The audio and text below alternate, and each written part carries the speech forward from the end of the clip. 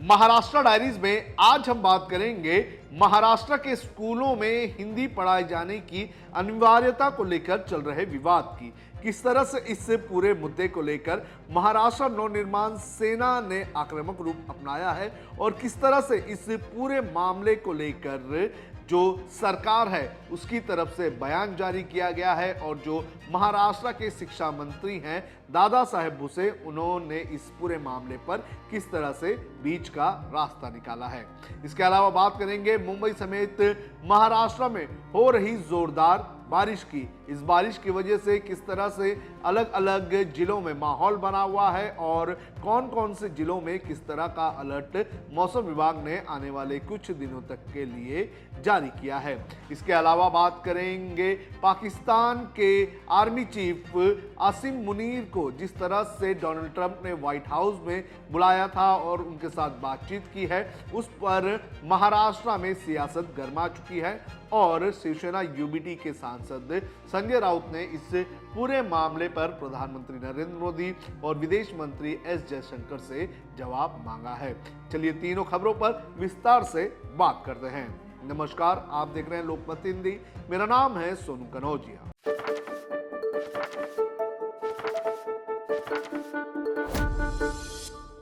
सबसे पहले बात करेंगे महाराष्ट्र की स्कूलों में पहली से 5वीं कक्षा तक हिंदी तीसरी भाषा के तौर पर पढ़ाना अनिवार्य करने के फैसले की। आपको बता दें कि 16 तारीख को महाराष्ट्र में बड़े पैमाने पर जो बच्चों की स्कूलें हैं वो शुरू हो चुकी हैं और उसी दिन सबसे बड़ा विवाद शुरू हुआ बच्चों की को पहली से लेकर 5वीं तक स्कूली शिक्षा में हिंदी पढ़ाने की अनिवार्यता को लेकर। महाराष्ट्र नवनिर्माण सेना के अध्यक्ष राज ठाकरे ने इस पूरे मामले को लेकर एक प्रेस कॉन्फ्रेंस की और इस प्रेस कॉन्फ्रेंस में उन्होंने सरकार पर जमकर हमला किया। उन्होंने कहा कि हम हिंदू हैं लेकिन हिंदी नहीं है, हम पर हिंदी भाषा जो है वो थोपनी नहीं चाहिए। और इसी को लेकर राज ठाकरे की तरफ से ये कहा गया कि अगर जो सरकार है ये अपना फैसला वापस नहीं लेगी तो महाराष्ट्र नवनिर्माण सेना जो है वो उग्र हो जाएगी और इसका खामियाजा सरकार को भुगतना पड़ेगा।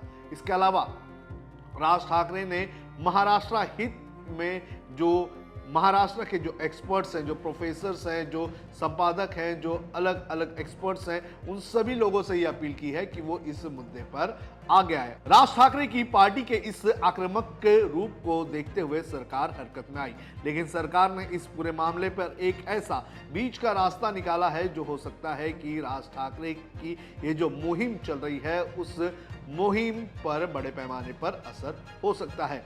जो महाराष्ट्र में जो शिक्षा मंत्री हैं दादा साहेब भुसे, उन्होंने इस पूरे मामले पर स्पष्टीकरण दिया। उन्होंने कहा कि तीसरी भाषा के तौर पर हिंदी पढ़ाना अनिवार्य होगा, लेकिन अगर कोई स्टूडेंट ये चाहता है कि वो तीसरी भाषा के तौर पर कोई और दूसरी भाषा पढ़ना चाहता है तो वो उसे पढ़ सकता है, लेकिन शर्त ये होगी कि उस क्लास के अंदर लगभग 20 लोग ऐसे होने चाहिए जो ये उस भाषा को पढ़ना चाहे, यानी कि सिर्फ क्लास में एक बच्चे के चाहने से नहीं होगा। अगर क्लास में कम से कम 20 बच्चे ये चाहते हैं कि हिंदी भाषा की जगह पर कोई और भाषा जो है पढ़ाई जाए तो उस कंडीशन में ही उस स्कूल में उस तरह की भाषा पढ़ाई जाएगी। उन्होंने ये कहा कि ऐसी सिचुएशन में ही नए जो टीचर्स हैं वो रिक्रूट किए जाएंगे, अन्यथा स्टूडेंट को जो है वो हिंदी भाषा पढ़नी होगी। तो जहां एक तरफ राज ठाकरे ये कह रहे हैं कि हिंदी भाषा हम पर थोपी ना जाए, तो वहीं दूसरी तरफ महाराष्ट्र सरकार ने ये कहा है कि अगर आपको हिंदी नहीं पढ़ना है तो कोई फर्क नहीं पड़ता है, आप हिंदी मत पढ़िए, लेकिन अगर स्टूडेंट को अगर हिंदी के अलावा दूसरी भाषा पढ़नी है तो कम से कम उस क्लास में 20 बच्चे होने चाहिए जो वही भाषा पढ़ना चाहते हैं। तो इस तरह से बीच का रास्ता तो निकाला गया है, लेकिन इस बीच के रास्ते से कहीं ना कहीं आने वाले दिनों में महाराष्ट्र की पॉलिटिक्स पर असर जरूर होगा। अब बात करते हैं मुंबई समेत महाराष्ट्र के अलग अलग हिस्सों में हो रही बारिश की। आपको बता दें कि सोमवार से ही मुंबई और महाराष्ट्र में बड़े पैमाने पर जोरदार बारिश हमें देखने मिली है और पिछले 24 घंटे में भी बड़े पैमाने पर बारिश हमें दिखाई दे रही है। और ऐसे में मौसम विभाग ने कई जगहों पर रेड अलर्ट तो कई जगहों पर ऑरेंज अलर्ट जारी किया है। मुंबई, थाने, रायगढ़ ऐसे जो इलाके हैं यहाँ पर मौसम विभाग ने आने वाले 24 घंटों के लिए बारिश का ऑरेंज अलर्ट जारी किया है। इसके अलावा जो दूसरे डिस्ट्रिक्ट्स हैं, रत्नागिरी वाले जो डिस्ट्रिक्ट्स हैं, वहां पर जोरदार बारिश का अनुमान लगाया गया है। अब आपके स्क्रीन पर देख सकते हैं, ये मौसम विभाग का आज का जो है अनुमान है और इसके अनुसार पालघर जो इलाका है, उस पालघर इलाके में जोरदार बारिश होने की आशंका जताई गई है और इसे रेड अलर्ट में रखा गया है। इसके अलावा थाने, मुंबई और रायगढ़ यहाँ पर इन इलाकों को, साथ ही रत्नागिरी को जो है ऑरेंज अलर्ट में रखा गया है। यहाँ पर जोरदार बारिश हो सकती है। सिंधुदुर्ग में भी जोरदार बारिश का अनुमान लगाया गया है। इसके अलावा धुले, नंदुरबार, जलगांव, नासिक यहाँ पर भी जोरदार बारिश का अनुमान लगाया गया है। नासिक को भी ऑरेंज अलर्ट में रखा गया है।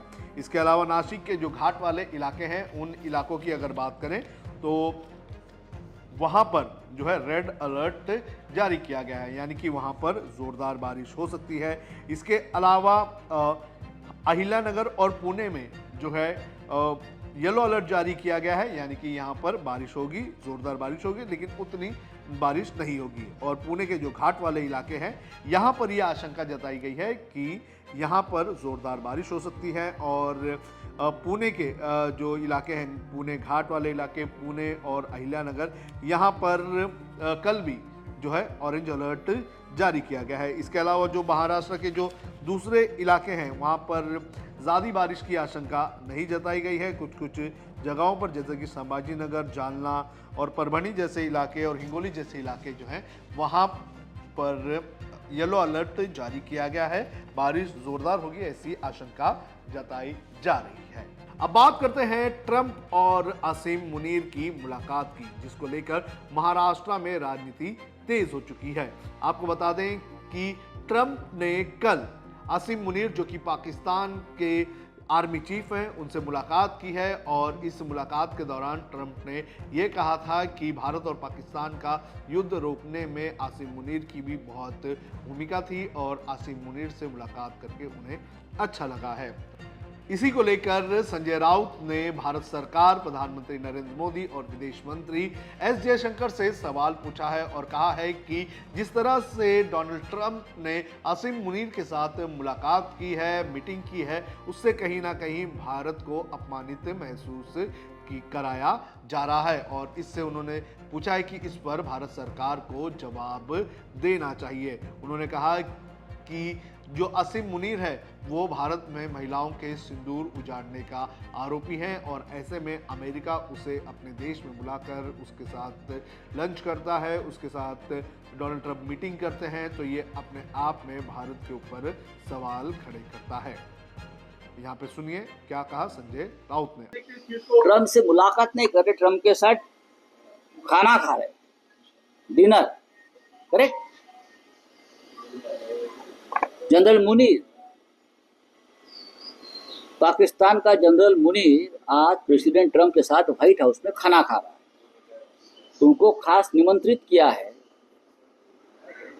हमें उसके ऊपर मोदी जी की राय क्या है, हम जानना चाहते हैं। जयशंकर जी की राय क्या है, बीजेपी के राष्ट्रीय अध्यक्ष की राय क्या है, और राष्ट्रीय स्वयंसेवक संघ के प्रिय मोहन राव भागवत जी की राय क्या है, ये हम जानना चाहते हैं। जो पहलगाम में जो हमारा सिंदूर, हमारे बहनों का सिंदूर जो उजाड़ा गया है, उसका गुनहगार ही जनरल मुनीर है। ये जनरल मुनीर को प्रेसिडेंट ट्रंप सम्मान देता है व्हाइट हाउस में, उसके साथ डिनर करता है, और यहां से अब तक कोई भूमिका स्पष्ट नहीं हुई है हमारे सरकार की। जनरल मुनीर को बुलाते हैं लोग, जिसने कश्मीर में दहशत फैलाया है, जो ऑपरेशन सिंदूर किया है ना आपने, ये उनकी वजह से हो रहा है। तो ये बहुत ही हमारे देश के लिए एक शॉकिंग है। तो ये थी आज की कुछ बड़ी खबरें। देश और दुनिया की खबरों के लिए देखते रहिए लोकमत हिंदी।